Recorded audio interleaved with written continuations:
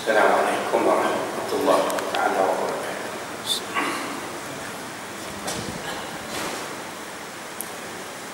Innal hamdalillah nahmaduhu wa nasta'inu wa nastaghfiruh wa na'udzu billahi min shururi anfusina wa min sayyiati a'malina.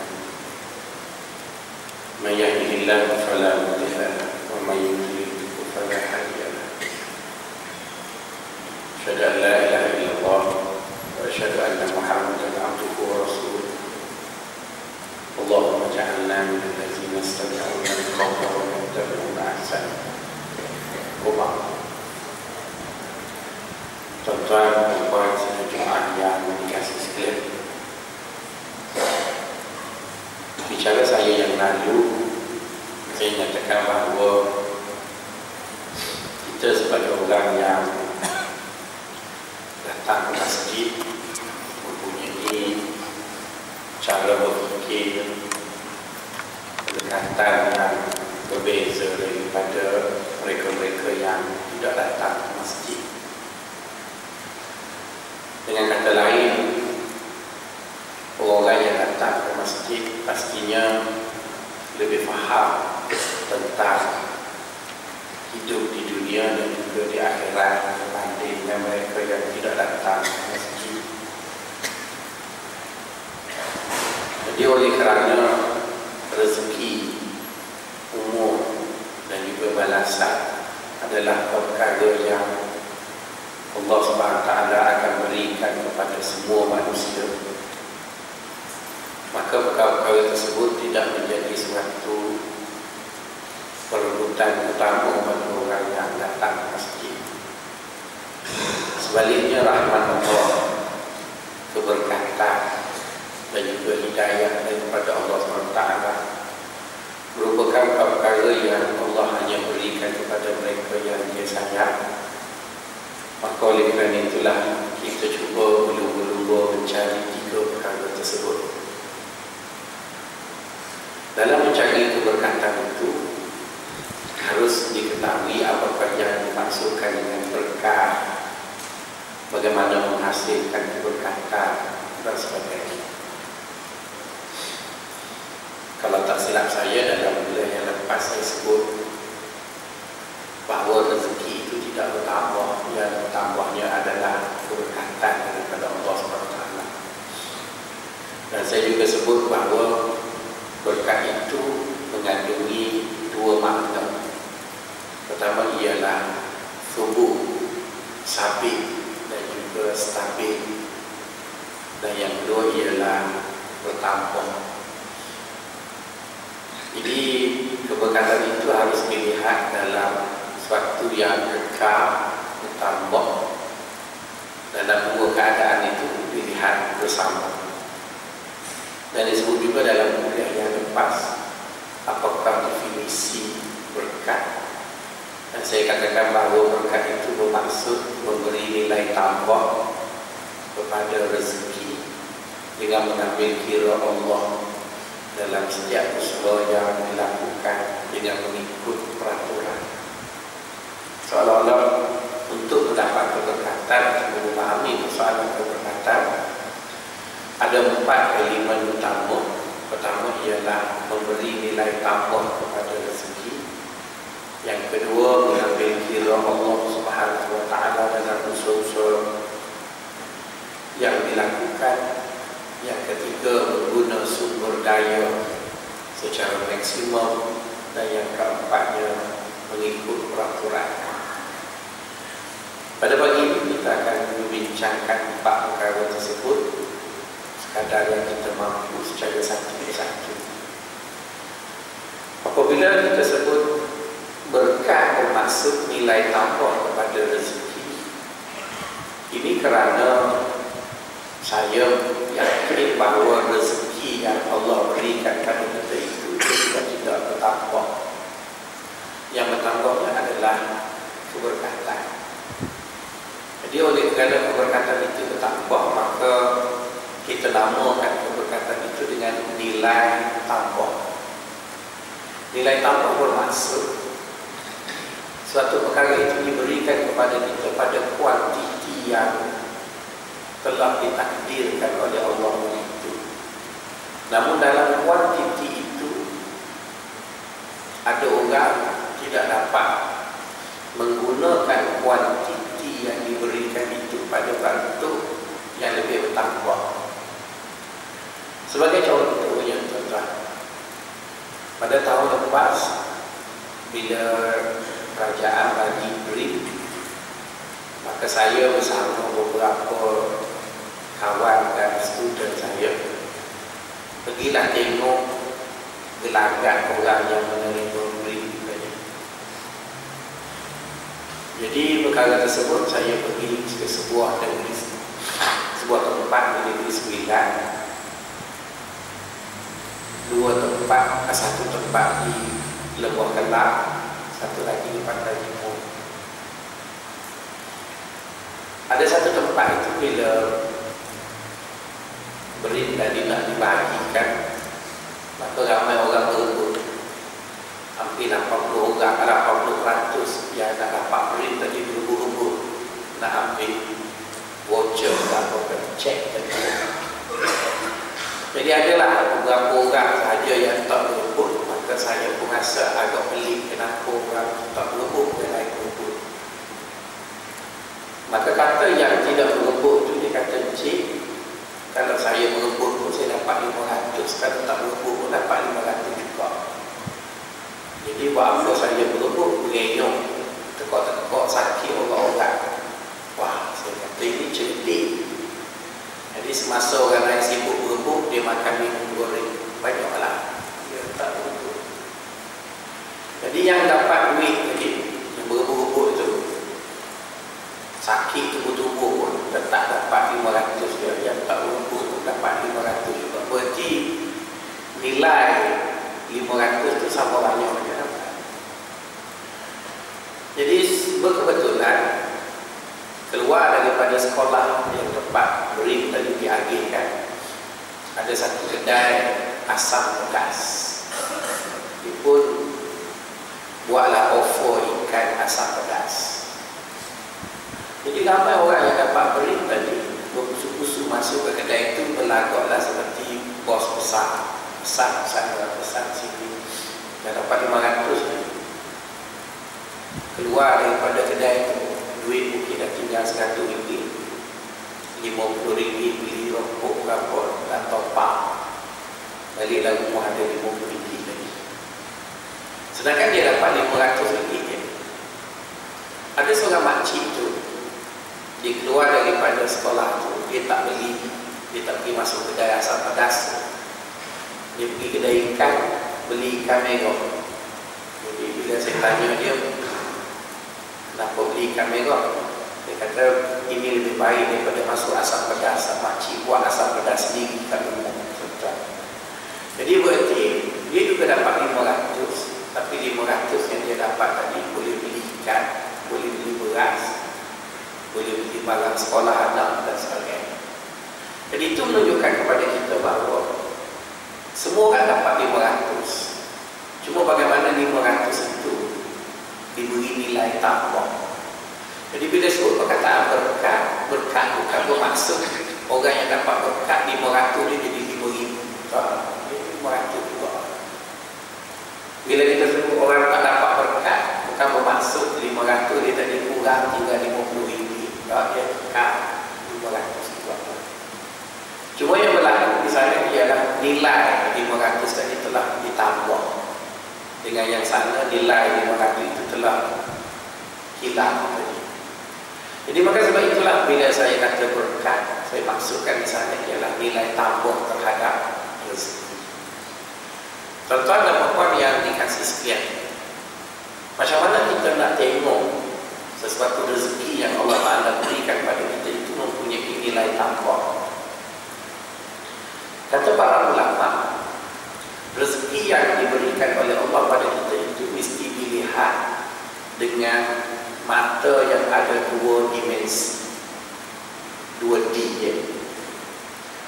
Dimensi pertama nama dia tersurat, dimensi kedua namanya tersirat. Jadi apa saja nikmat yang Allah Ta'ala berikan pada kita harus dilihat dalam dimensi tersurat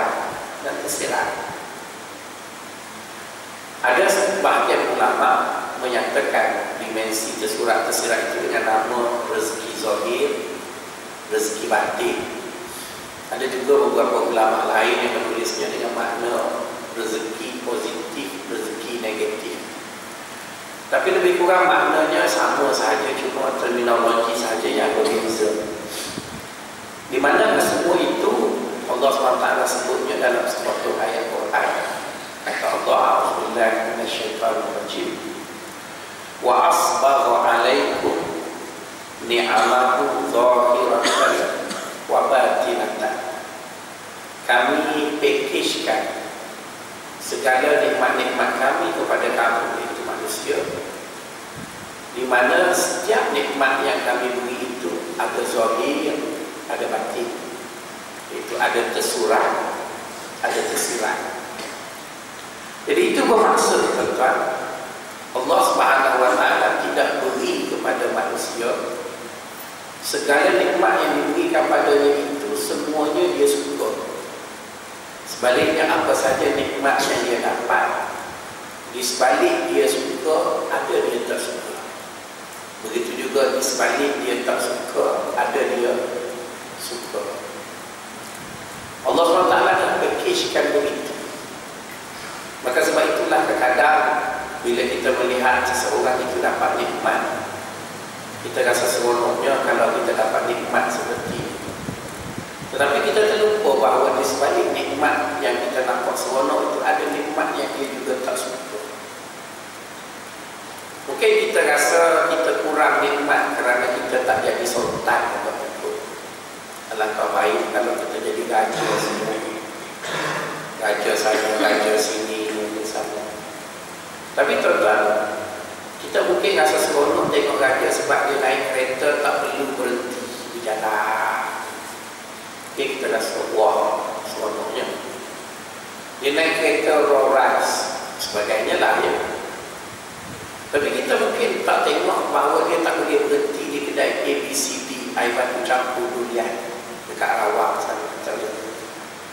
Sebab raja dia tak ada stop di jalan terus. Mungkin dia juga tak boleh buat macam kita, iaitu pakai selipar jepun, jalan ke jalan kering. Dia tak boleh buat benda itu. Maksudnya dia tak dapat semua benda. Ada benda dia dapat, ada benda yang dia tak dapat. Kita pula ada benda yang kita tak dapat, banyak benda yang kita dapat. Ada satu wawancara yang dibuat dengan Datuk Siti Nurhaliza oleh Sinar FM, tak silap saya. Pengacara itu tanya Datuk ni kan orang Kelemo. Kata dia, kat mana Datuk biasa makan? Kata Datuk Siti, saya terpaksa makan di restoran yang tertutup, baru saya boleh makan. Sebabnya kalau saya makan tepi jalan, saya tak sempat nak makan. Semua orang minta sibuk, minta autograf, tak boleh nak makan. Di akhirnya saya tak boleh makan, saya kena layan orang. Tak layan peminat. Jadi tuan-tuan, kita dengar dia cakap tu, kata rasa betapa sedihnya hidup dia. Ada duit tak boleh makan, orang ganggu dia. Kita duduk kat kedai, kita makan, tak ada siapa nak tegur sampai kita berarti dia dapatlah Kelemo tu tuan-tuan, tapi dia tak dapat yang kita dapat.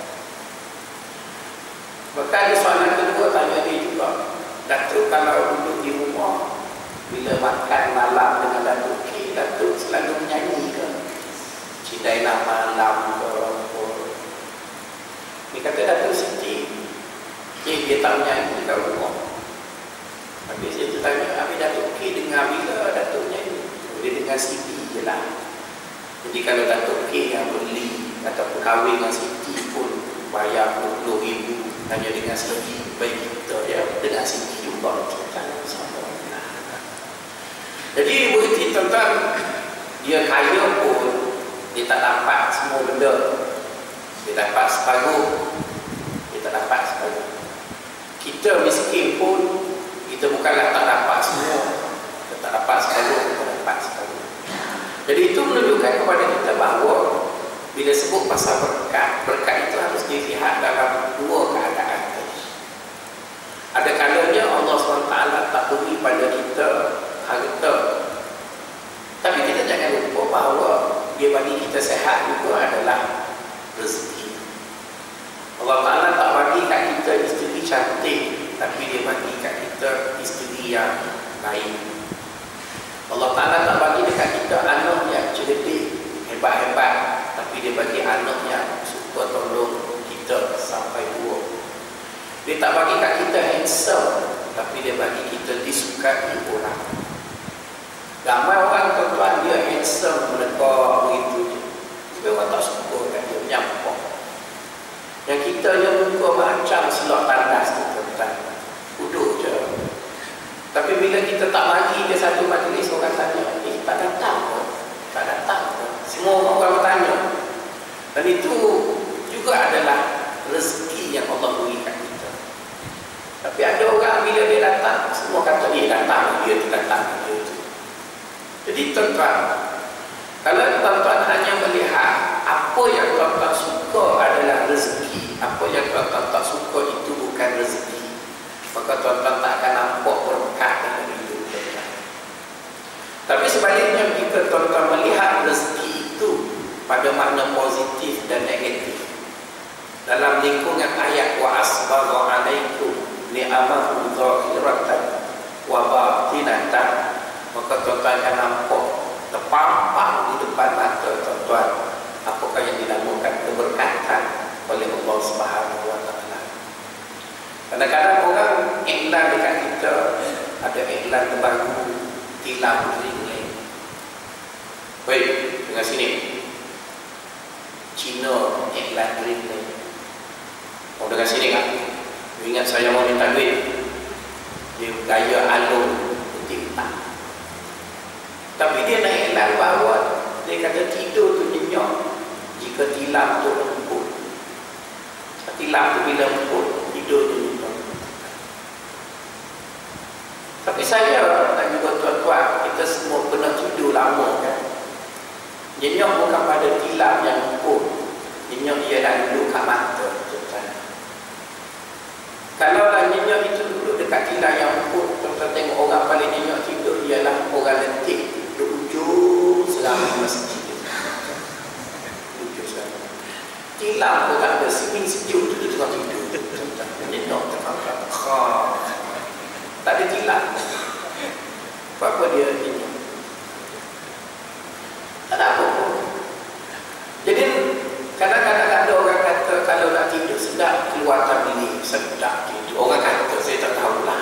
Kata keluar tabligh tenang, tadi pun tak bawa, keluar tidur malam, bangun pagi makan nasi, lepas tu petang buat gas jauh lah.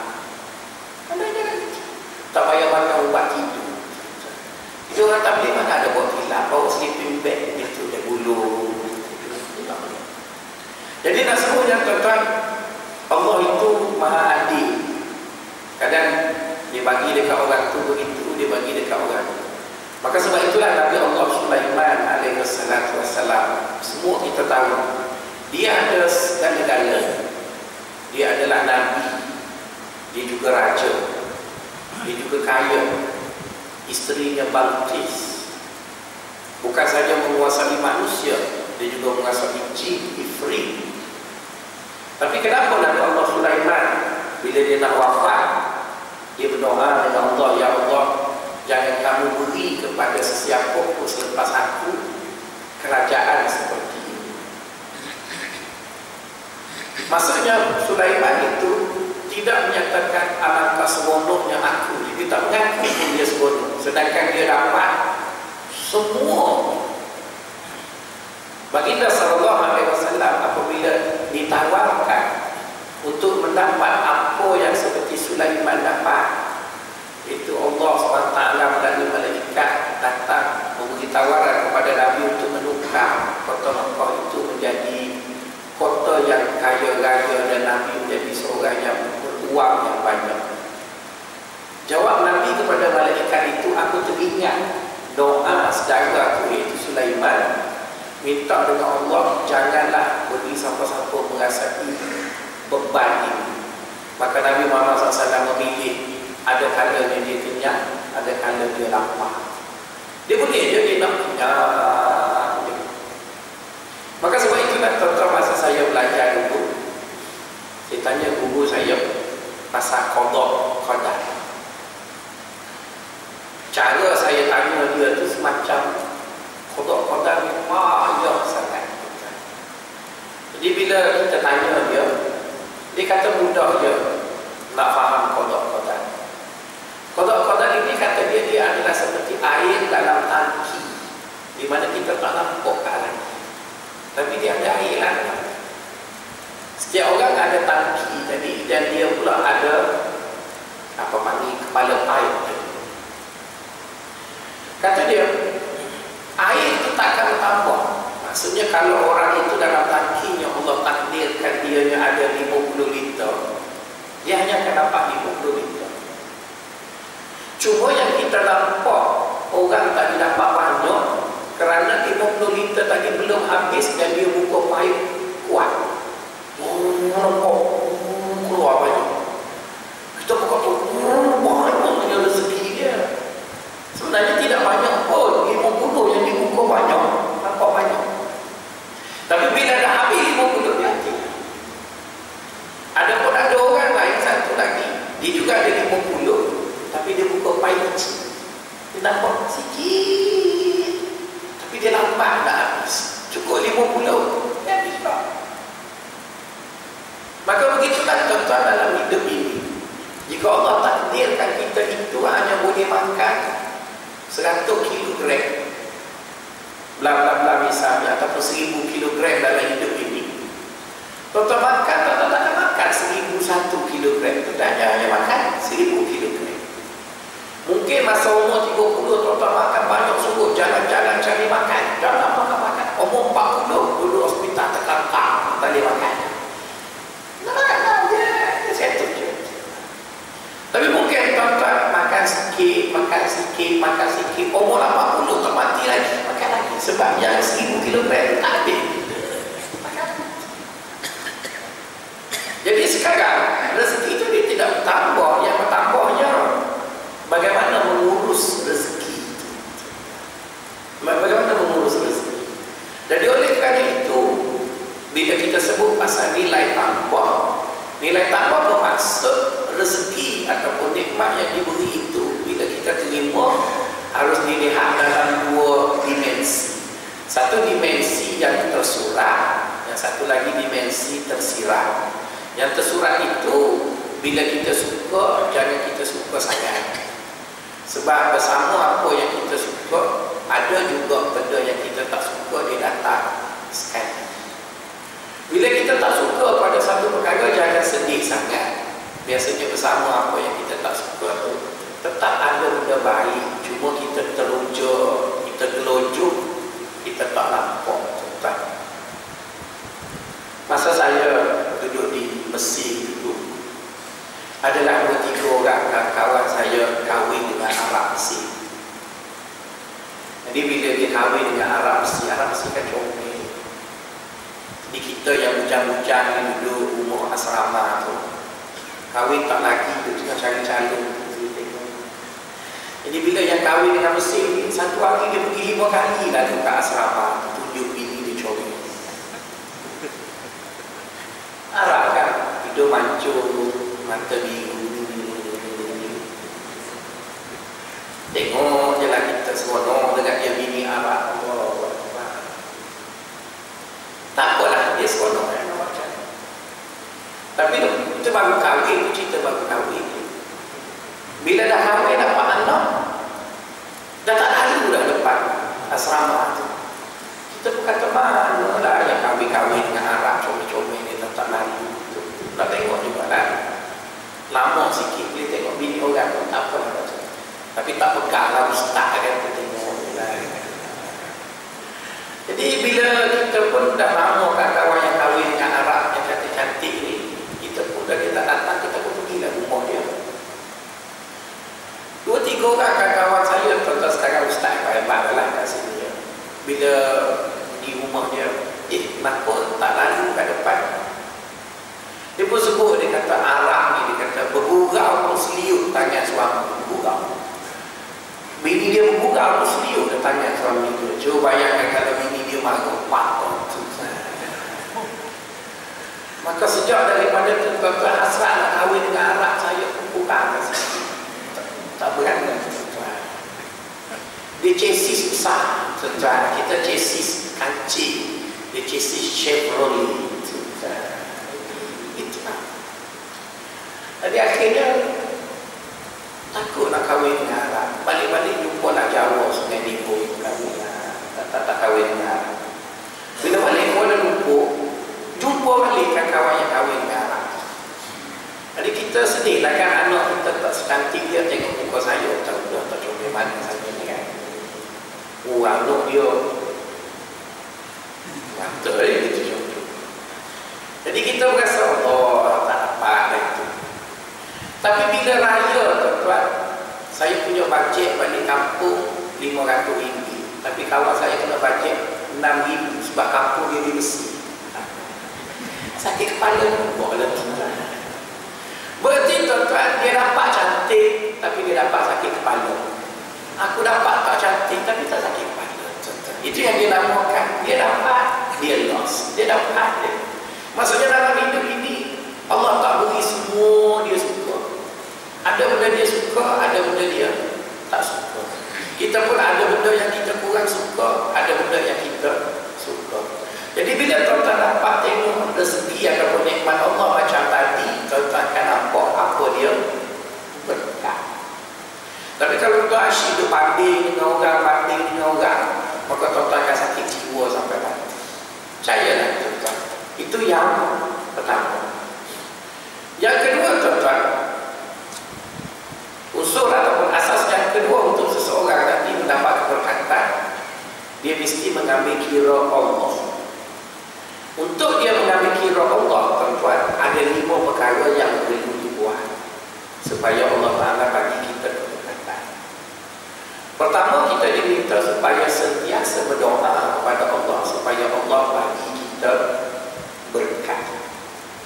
Misalnya kita baca qunut dalam solat subuh tadi, Baginda SAW ajar kita, Allahumma hdina fi man hadait, wa afina fi man afait, wa tawallana fi man tawallait, wa barik lana fi ma a'tait. Berkatilah kami dengan apa yang telah Engkau berikan. Dia suruh kita berdoa minta berkat. Kita nak makan, Allahumma barik lana fima razaqtana wa qina adzabannar. Apabila baginda SAW datangnya musim menuai, para sahabat akan kumpulkan hasil buahan mereka di serambi masjid. Maka Nabi akan pergi ke buah tersebut dan berdoa. Nabi tidak berdoa pun supaya buah itu jadi banyak. Sebaliknya Nabi berdoa supaya buah itu berkat. Allahumma barik lana fi thimarina fi saqiha wa muddiha. Ya Allah, berkatilah buah-buahan kami pada gantangnya dan pada cupang. Berarti Nabi ajar kita nak dapat berkat, kita berdoa. Tapi berdoa itu salah satu lah, ya, bukan doa saja. Doa itu salah satu daripada unsur-unsur yang akan membawa keberkatan. Dalam hadis yang lain, Rasulullah SAW bersabda, kullu amrin zibalin la yuttada'u bismillahi fahuwa aqta. Semua perkara yang inginkan faedah darinya, jika kita tidak baca doa, tak sebut nama Allah pada perbuatan tersebut, maka ianya terputus, kata Nabi. Kata para ulama, terputus di situ ialah terputus dari keberkatan. Jadi oleh kerana Allah yang beri pada kita berkat, jadi kita tak ada pilihan lain melainkan kena berdoa supaya dia beri berkat itu kat kita. Maka oleh kerana itulah, apa saja tuan-tuan dan puan-puan mendapat kesempatan diberi oleh Allah rezeki, jangan diguna rezeki itu melainkan kita baca doa. Allah bagi kereta, nak guna kereta bacalah doa. Bagi baju, nak pakai baju, bacalah doa. Hatta bersetubuh dengan isteri pun, bila nak inzal itu, bacalah doa. Kenapa tuan-tuan? Kerana doa itu akan menjadikan kita dilihat sebagai orang yang inginkan benda yang penting tadi. Jadi Allah Ta'ala akan berikan pada kita keberkatan. Itu yang pertama dalam makna ambil kira Allah Subhanahu Wa Ta'ala. Yang kedua, tuan-tuan, kita diminta supaya beristighfar. Istighfar ini tuan-tuan Allah Ta'ala sebut dalam surah Nuh. Fakultu astaghfiru rabbakum innahu kana ghaffara yursilis samaa'a 'alaikum midrara wa yumdidkum bi amwalin wa banina wa yaj'al lakum jannatin wa yaj'al lakum anhara.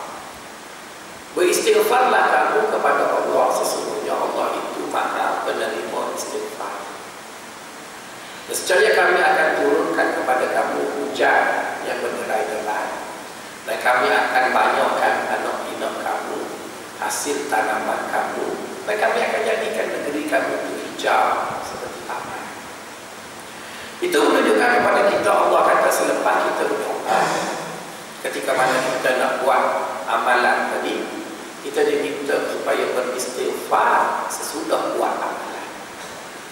Sebab itu tuan-tuan akan dengar orang-orang soleh seperti mana imam kita tadi, bila lepas dia bagi salam, dia mesti akan sebut Astaghfirullahaladzim, Astaghfirullahaladzim, Astaghfirullahaladzim. Jadi bila imam tadi dia sebut Astaghfirullahaladzim, Astaghfirullahaladzim, janganlah tuan-tuan tepuk bahu dia tu imam ada buat salah apa. Kan bukan bermaksud dia istighfar tadi kerana dia buat dosa. Tapi seperti mana kata orang-orang tasawuf, istighfar setelah melakukan ketaatan akan menjadikan kita terselamat dari dua benda. Ya, bila kita sudah buat satu bentuk ketaatan, kita istighfar, Allah akan selamatkan kita dari dua penyakit. Pertama, iaitu selamatkan kita daripada penyakit perasan. Ya, perasan. Sebab biasanya bila kita dah buat taat, kalau kita tidak istighfar, lama kelamaan akan timbul dalam diri kita perasan baik. Aku kan semayang subuh cuma orang kan terima boleh tidur terkangkang, aku semayang subuh. Dia akan timbul rasa. Jadi untuk mengelakkan timbul rasa perasan tadi, caranya lepas semayang Astaghfirullahaladzim, Astaghfirullahaladzim, Astaghfirullahaladzim. Maka sebab itulah kalau kita agak rasyid macam mana sekalipun, apa salahnya selepas beri salam tu Astaghfirullahaladzim, Astaghfirullahaladzim, waktu relax, doalah sikit, lepas tu baliklah. Nak balik pun mungkin kita tidak sefahaman dengan orang-orang yang duduk kat sini, yang kaum tua kita adalah orang kaum muda, wirid itu tidak tak pernah balik pun, tapi setidak-tidaknya bacalah Astaghfirullahaladzim, doa bersama kita. Sebabnya bila kita Astaghfirullahaladzim, lepas kita semayang, lepas kita buat baik, dia akan menjadikan kita terselamat dari perasaan tadi. Ada satu cerita dekat Masjid Mangsa, Masjid Sayyidina Abu Bakar ya, Mangsa tu. Bulan puasa, saya duduk dekat ambil zakat tu. Biasanya ambil zakat tu imam tua, imam muda gitu lah. Jadi imam tua tu nama dia, kita orang panggil pokok dia ustaz lah ya, ustaz lah. Panggil ustaz lah kau suara dia sedap. Jadi ustaz ni dia duduk kat meja tu lah, nak terima duit zakat fitrah bulan puasa. Jadi ada seorang budak tu nak mari bayar zakat fitrah. Dia duduk tu, dia kata, Ustaz, saya nak bayar zakat fitrah 5 orang. Jadi Ustaz tu pun bilik-bilik resit sambil kira Astaghfirullahaladzim. Orang tu pun tengok dekat Ustaz tu, kenapa kata Astaghfirullah kan? Dia kata dia jahat Astaghfirullahaladzim. Yang tu imam tu kan dia mengaji buat baik, kita astagfirullah dulu. Jadi mana? Dia degil mata kata imam. Imam pun tengok balik, astagfirullahaladzim. Lagi kuat dia cakap. Sebab dia tak mari masjid. Orang yang tak mari masjid ni masa buat jahat, orang astagfirullah, betul kan? Orang yang mari masjid masa buat baik, astagfirullah. Jadi dia pun tariklah dompet dia dekat belakang kubur itu. Mungkin duit banyak pun tersekat. Dia bila tersekat tu dia buat astagfirullah. Dia tengok lagi. Dia sekali dapat keluar duit dia dalam beg duit dia tu. Dia nak duduk, imam berkata astagfirullah. Dia bangun balik, dia kata imam, jangan tuduh saya bawa duit haram, ni saya bawa duit halal. Imam kata astagfirullahaladzim. Tengok tu, dia ingat imam tu buruk sangka kan dia. Yang si imam tu dia duduk masjid kan macam kita lah. Tak kata bila nak buat baik astagfirullahaladzim, sudah buat baik astagfirullahaladzim. Dia tak rajin mari masjid. Dia dah ingat bila tengok website pornografi tu baru astagfirullahaladzim. Jadi dua darjah yang berbeza. Jadi kita orang duduk kat situ gelak aja. Maka pergilah dekat dia, kata, cik, orang masjid ni bila nak buat baik astagfirullah dulu, dia tak kata pun duit cik haram. Oh gitu lah, orang dulu setan. Saya rasa dia haram kau ni. Bawa yang dia duduk takut kau kena pasal astagfirullahaladzim. Jadi nak sebutnya tuan-tuan, berbeza sangat orang tak mari masjid, orang mari masjid. Kita mari masjid, diajar di masjid ini. Bila sudah buat baik, sebelum buat baik akan sebut astagfirullahaladzim. Sebab itulah tuan-tuan tengok imam nak sembahyang, astagfirullahaladzim, astagfirullahaladzim, astagfirullahaladzim, Allahu Akbar. Sesudah sembahyang, assalamualaikum warahmatullahi wabarakatuh, assalamualaikum, astagfirullahaladzim, astagfirullahaladzim. Kita pun begitu juga nak baca Quran, astagfirullahaladzim, bismillahirrahmanirrahim. Sudah baca Quran. Kenapa kita tak mahu? Kita ditimpa satu penyakit yang dinamakan perasaan. Itu yang pertama. Yang kedua, tuan-tuan, apabila kita sudah buat baik dan kita sebut astagfirullahaladzim, astagfirullahaladzim, kerana itulah yang Allah SWT suruh apabila kita dapat nikmat. Cuba tuan-tuan dengar ya, ayat ini, iaitu surah An-Nas, iaitu ketika baginda SAW menang kota Mekah. Bila menang buku kota Mekah ni tuan-tuan, kalau pilihan raya dia panggil menang majoriti penuh. Yalah, tak ada satu kursi pun Quraisy menang dekat Mekah. Jadi cuba bayangkan baginda SAW pergi meraihkan kemenangan dia dalam pilihan raya yang hebat adalah di Mekah. Maka turunlah ayat Quran pada Nabi, idza jaa nasrullahi wal fath. Apabila datangnya bantuan Allah dengan memberi kamu kemenangan membuka kota Mekah. Wa ra'aitan nasa yadkhuluna fi dinillahi afwaja. Kamu lihat ramai manusia memasuki agama Islam secara beramai-ramai. Apa Allah kata dekat Nabi? Fasabbih bihamdi rabbika wastaghfir. Maka pujilah Allah dan beristighfarlah. Maka dengan itu fahamlah kita bahawa setiap kali kita dapat nikmat, kita kena istighfar. Astaghfirullahaladzim, astaghfirullahaladzim, astaghfirullahaladzim. Kerana istighfar tadi akan menjadikan kita sedar bahawa nikmat yang diberi itu bukan sekadar sesuatu yang menggembirakan. Sebaliknya bersamanya ada beban yang harus kita pikul bersama nikmat. Jadi bila kita dapat isteri yang cantik, kita astagfirullahaladzim, astagfirullahaladzim, baru sedarlah kita bahawa Allah bagikan kita seorang anak dara yang perlu kita jaga. Kecantikannya itu bukan untuk dipertontonkan, sebaliknya dijaga, dan dia harus menjadi isteri yang baik, ibu kepada anak-anak yang mendidik. Maksudnya cantik itu bukan sesuatu sekadar yang menyeronokkan kemudian ditantang, dipertontonkan, bukan. Dia adalah cantik, menggembirakan kita, tapi dalam kegembiraan itu ada beban besar yang harus kita ikut. Maka sebab itu kita sebut astagfirullahaladzim. Janganlah bila dapat bini cantik astagfirullah, astagfirullah, bini pun nangis, kenapa bang saya ada buat dosa apa? Tak ada, bukan soal dosa, soal aku terpaksa pikul begitu, tuan-tuan. Sebab bila bini cantik ni, tuan-tuan lebih payah nak kontrol daripada bini kurang cantik. Sebab yang cantik, tuan-tuan, kita okey lah bila dia jumpa kawan dia pom dia nanya, tuan-tuan. Kawan dia kata, kau ni cantik ramlah. Kalau kena tudung Wahaya lagi cantik, mampu itu dah. Wahaya kena tudung 400.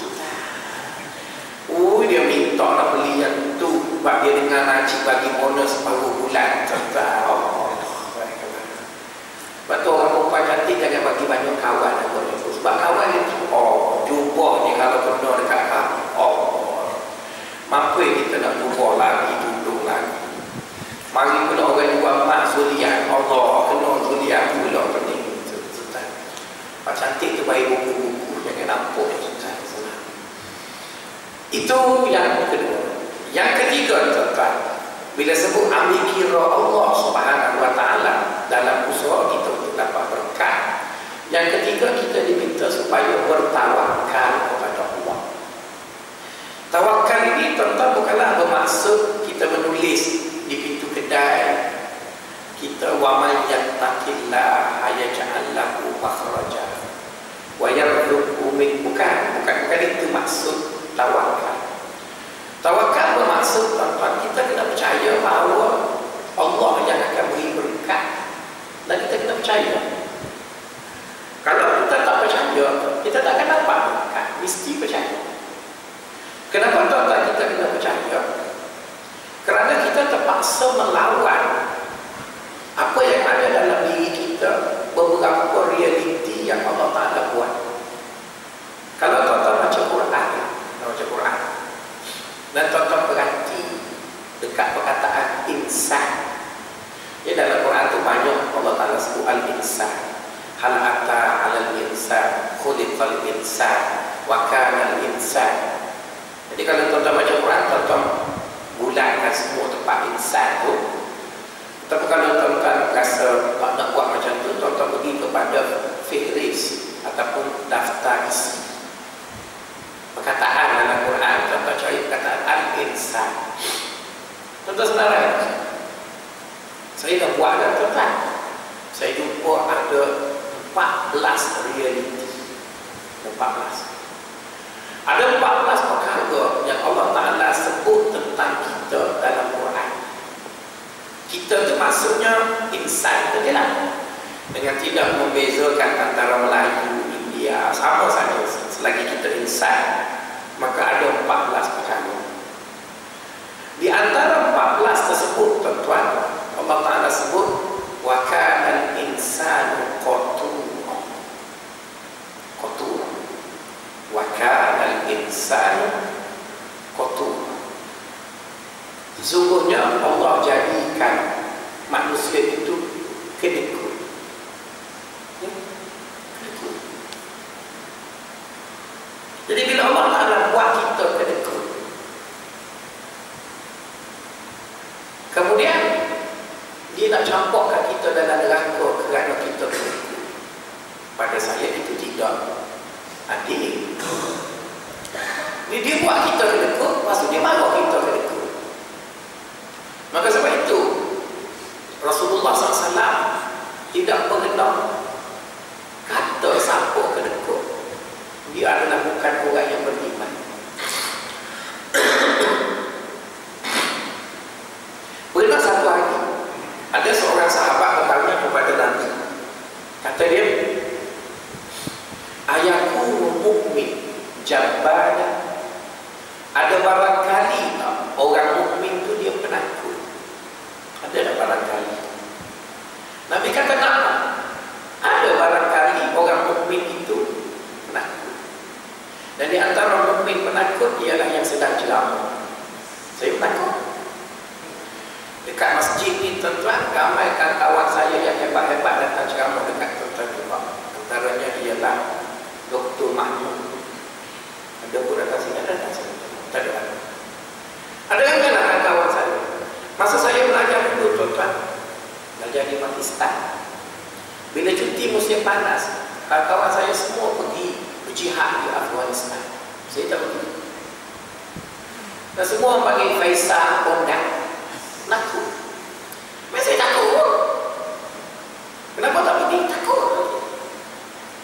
semua pergi berjihad, saya buat kelas tambahan. Jadi dengan sebab takut tu, adakah saya kafir? Kita kafir, cuma penakut. Dengan sebab takut tu dah ada lagi ilmu lebih sikit, lepas tu tuan-tuan boleh dengar kuliah ni. Kita takut. Dan sebab itu bila ada orang demonstrasi, saya bagi umum, takut. Tapi saya tak kafir, dulu dorong supaya yang kena demo, yang pergi demo tu jangan kena belantak. Itu saja. Yang berani pergi ya. Maka sebab itu saya tak pernah pergi demo. Tapi bila tak pergi demo itu, takutlah tapi tidak bermaksud kafir. Betul kan? Takut. Dalam Quran pun ada sebut zaman Nabi itu para sahabat ramai hijrah pergi ke Madinah. Tapi ada juga yang tidak berhijrah. Mereka itu masih seorang mukmin, cuma tak hijrah, takut. Allah Ta'ala sebut dalam Quran, la yastawil qa'iduna minal mu'minina ghairu ulil darari wal mujahiduna fi sabilillah. Allah kata orang yang berani itu makamnya lebih tinggi dari orang yang takut. Tapi mereka berdua masih mukmin. Tak apalah. Jadi dengan sebab ada ustaz yang takut ni, maka ada lah ustaz yang belum masuk penjaga lagi kan. Orang ni kita masuk penjaga, dia tak boleh ceramah dah. Tiga orang takut ni ceramah. Ada juga lah baik. Maksudnya takut itu Allah letak dalam diri manusia. Maka yang berani lah yang takut. Begitu juga Allah Ta'ala Rasulullah SAW ditanya, seorang sahabat Nabi lagi tanya, ayakunu mu'min bakhilan. Ada barangkali tak dia seorang mukmin tapi dia kedekut? Nabi kata na'am, ya. Berarti apa yang disebut oleh Nabi itu mengesahkan apa yang disebut dalam Quran, wa kanal insanu qatura. Allah buat manusia itu kedekut. Maka tuan-tuan, bila Allah buat manusia itu kedekut, dan kita rasakan kedekut itu sesuatu yang tak baik. Habis kenapa Allah letak satu benda tak baik dalam diri kita, kemudian disuruh kita jadi baik? Saya pun agak kebingungan ya bila faham begitu. Sehinggalah tuan-tuan dengar satu ceramah yang disampaikan oleh Ustaz Kazim. Oh, dia jadi MT ya. Saya ketiga aku juga. Okey ya, jadi MT. Ustaz Kazim Ilyas dia sebut, dia kata ada 3 sifat yang baik pada orang perempuan tapi tak baik pada orang lelaki. Yang pertama kata dia, isteri kena kedekut. Isteri kena kedekut. Si suami tak boleh kedekut. Jadi bila dia kata begitu, tuan-tuan menjadikan saya melihat kembali apa makna kedekut. Jadi kedekut tadi tuan-tuan, kalau tuan-tuan pergi jumpa dengan pakar ekonomi, orang ekonomi dia suka orang kedekut. Sebab orang kedekut dia boleh urus duit. Cuma kedekut itu kena campur dengan cerdik. Kedekut plus cerdik equal ekonomi. Kedekut tadi campur dengan cerdik. Kalau dia kedekut campur bodoh, dia simpan duit dia tak makan. Sebab dia bodoh, dia tengok tentu kedekut campur bodoh. Tapi kalau kedekut campur cerdik, maka dia ekonomi. Maka sebab itulah kita tengok orang kita, orang Melayu ni, dia kedekut sebab dia manusia tu, tapi dia plus bodoh. Maka sebab itu dia menjadi pengguna tegar. Ya, pengguna tegar. Dia bukan penyimpan tegar.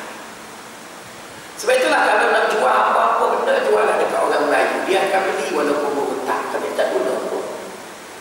Tak percaya, cuba pergi tengok kereta yang bawa garaj rumah orang Melayu. Semua kereta tu luar daripada kemampuan, tapi tak guna. Dia naik motor daripada Katalihum sampai Kuala Lumpur, kerang. Sebab nak bayar installment kereta. Dia beli je. Itu dia panggil kedekut plus bodoh. Orang lain tuan-tuan, mereka kedekut juga, tapi plus cerdik. Plus cerdik. Maka sebab itulah mereka dapat amam yang sama, duit mereka tadi berkembang. Maka sebab itu saya tak perlu marah pasal kedekut semua, kerana kita semua ada kedekut tu. Yang perlu diajar bagaimana nak jadi cerdik. Maka sebab itu tuan-tuan, Allah yang buat kita kedekut bila dia minta duit kita, dia pujuk.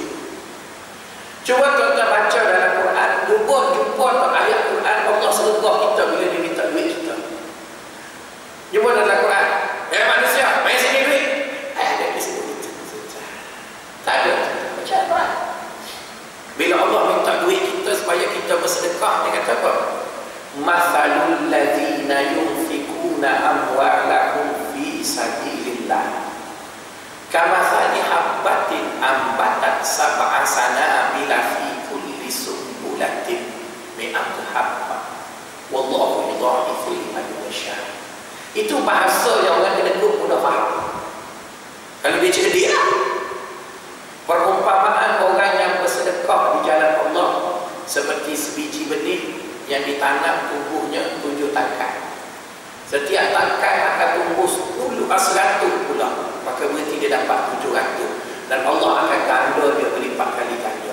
Maka orang yang kedekut, dia cerdik, dia akan sedekah sebab ganda banyak. Betul kan? Tapi orang kedekut bodoh, tak sedekah. Bodoh. Itu namakan tawakal, tuan-tuan. Hanya orang percaya pada Allah baru dia sedekah. Kalau dia tak percaya pada Allah, dia sedekah, tuan-tuan. Dia tak sedekah, tuan-tuan. Dia percaya baru dia tawakal, baru dia sedekah. Dan maksud sedekah itu bukan berhenti masuk kat masjid je. Sedekah itu beri pada anak isteri, sedekah. Beri untuk diri dia juga, sedekah. Tolong kawan, sedekah. Belanja. Sebab berbelanja itu penting, tuan-tuan. Tapi bukan beli Samsung Notepad tu kemudian top up tak cukup. Bukan tu. Belanja benda yang perlu. Bagi anak pergi tuition, bagi itu beli kenderaan yang sepatutnya dia beli. Jadi tuan-tuan, bila sebut tawakal bermaksud yakin kepada Allah dengan menggunakan rezeki yang diberi tadi seperti yang Allah Ta'ala nak. Jadi bila kita guna rezeki seperti yang Allah Ta'ala nak, maka kita dipanggil tawakal. Dia kan disebut wa man yattaqillaha yaj'al lahu makhraja. Siapa yang bertakwa kepada Allah, iaitu yakin dengan Allah, Allah akan beri dia jalan keluar. Wa yarzuqhu min haitsu la yahtasib, dan akan memberi dia rezeki dari punca yang dia tidak sangka. Jadi maksudnya, oleh kerana kita kedekut, Allah ujuk kita supaya kita berfikir. Baik itu bila kita kedekut, campur berfikir, kita nak duit kita, rezeki kita yang terbatas tadi berkembang. Maka itulah yang kita sedekah tu. Maka sebab itu tuan-tuan, kedekut itu tidak aib. Bila dia aib, kedekut plus bodoh, aib lah. Tapi kalau kedekut plus cerdik, nama dia ekonomi. Sebab ekonomi itu bermaksud mengagihkan sumber pada pengagihan yang sesuai. Maksudnya kalau jet tu misalnya boleh naik 20 orang, tak boleh naik seorang. Betul kan? Cerita jet lah, saya pun tak masuk jet mana-mana. Maksudnya begitu. Naik seorang rugi lah kan, boleh naik 20 orang. Ataupun kalau yang jet tu boleh naik 200 orang, ada 2 lagi kursi kosong, kita naikkan 2 kosong. Itulah tak payah naik jet lain. Betul kan? Kena kena tu urus dengan baik. Tapi kalau tak urus dengan baik, dia panggil membazir. Membazir itu bermaksud orang kedekut teruja dapat duit. Itulah. Dia akan begitu. Itu yang ketiga. Yang keempat, tuan-tuan, apabila disebut mengambil kira Allah dalam usaha untuk mendapat keberkatan, kita diminta supaya tadi kita sebut okey, yang keempatnya ialah kita diminta supaya bersyukur. Bersyukur, tuan-tuan, dia ada 3 rukun. Ada 3 rukun bersyukur. Pertama, apabila kita dapat nikmat, kita kena sebut nama Allah, maka kita dikira bersyukur. Jadi sebut nama Allah itu, tuan-tuan, dia merujuk kepada bentuk nikmat itu. Kalau nikmat itu biasa-biasa, alhamdulillah lah. Tapi jika nikmat itu menerujakan kita, maka sebutlah Allahu Akbar, Masya Allah. Betul kan? Jangan kita guna perkataan itu serupa je. Sebab dia ada perkataan yang bila bila Allahu Akbar itu suatu yang besar.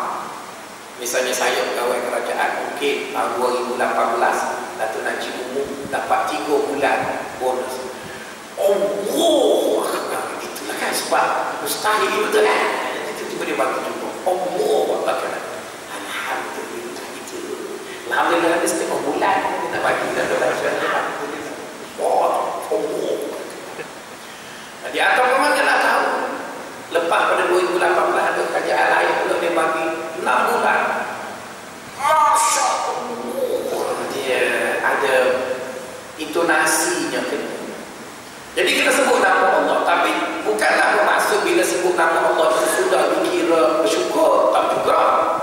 Sebab orang Arab yang bercuti di Bangkok dekat Arab Street pun dia sebut juga. Dan bila dia tengok Amoy Siam tu, Astaghfirullahaladzim, sebab jauh. Amoy itu datang, Masya Allah, duduk atas pohon dia, Alhamdulillah. Itu tak bersyukur tu tak. Baru satu dia ada 3 rukun. Yang pertama sebutlah nama Allah tu.